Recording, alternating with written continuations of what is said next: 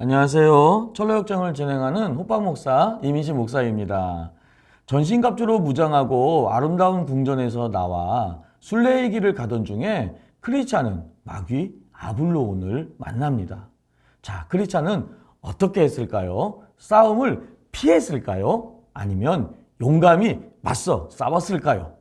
자, 공부하기 전에 구독과 좋아요 꼭 눌러주세요. 사랑합니다. 아주 많이 축복합니다. 순례의 길을 걸어가던 중 크리스찬은 마귀 아볼로온을 만납니다.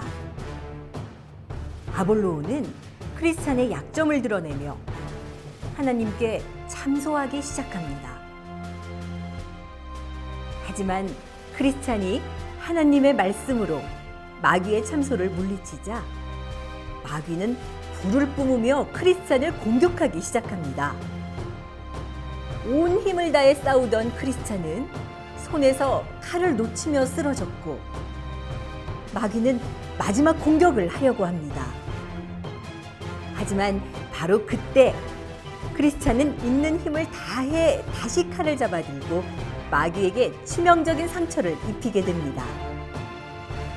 마침내 마귀는 도망가게 되었지만 완전히 도망간 것은 아닙니다.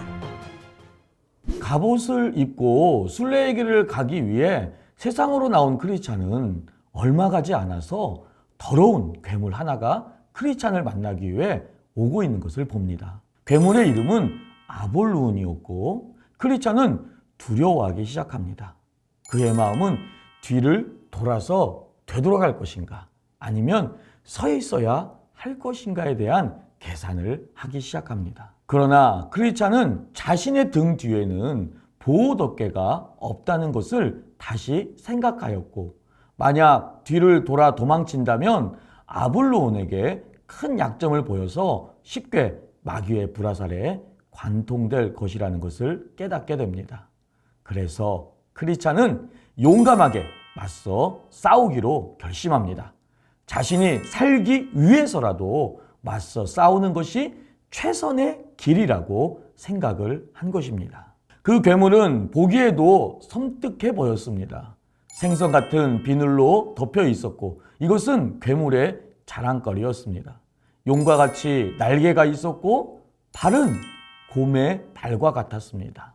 괴물의 배에서는 불과 연기가 나왔고 그의 입은 사자의 입과 같았습니다. 크리스찬이 계속 마귀의 말을 듣지 않자 아블로온은 크리스찬의 약점을 드러내서 하나님에게 불충성한 일들을 가지고 참소하기 시작합니다.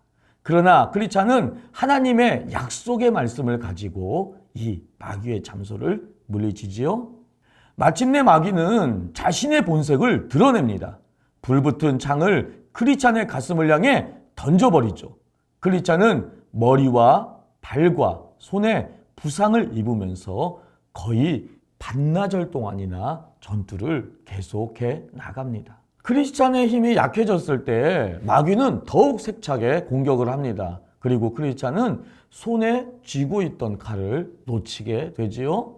마귀는 크리스찬을 마구 짓눌렀고 크리스찬은 거의 죽은 정도에까지 이르게 됩니다. 마귀가 마지막 공격을 하려 할 때 크리스찬은 칼을 다시 잡아 힘껏 마귀를 찌릅니다. 마귀는 치명적인 상처를 입고 드디어 도망갑니다. 그러나 완전히 도망간 것은 아닙니다.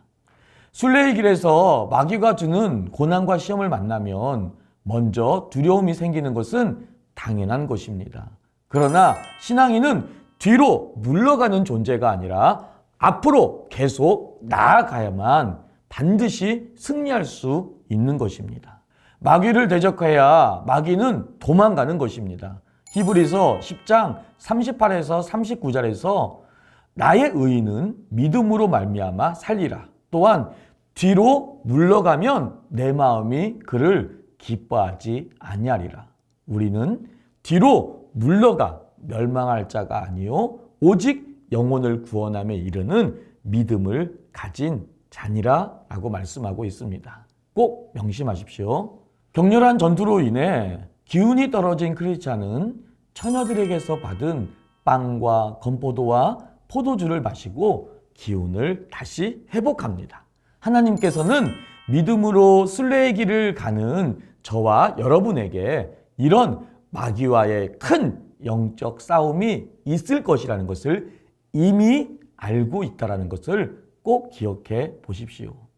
그래서 영적 전투의 자리에서 힘을 낼 수 있도록 은혜의 선물을 미리 준비하고 우리를 먹이시고 입히시는 것입니다.